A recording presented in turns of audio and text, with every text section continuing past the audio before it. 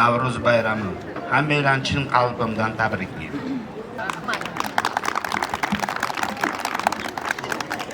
Tanishinglar, Nihol mukofoti sovrindori Feruza opa, qarsagiylar. Latofatli, shijoatli opajonlarimizni chiroyli qo'shiqlari ila davramizga taklif qilsak, nima deysizlar? Qarsiylaringiz bo'lsin opajonlarimizga.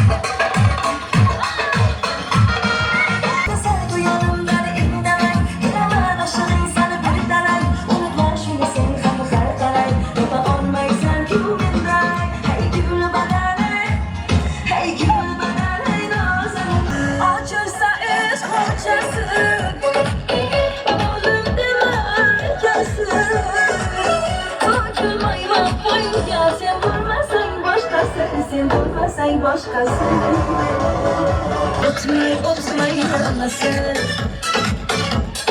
Kanca kancası Aklım kaldı taşkın Ben ağladan başkın Diyor asal karnım Ben bu yaşlarında Yani sana böyle sımalık versin.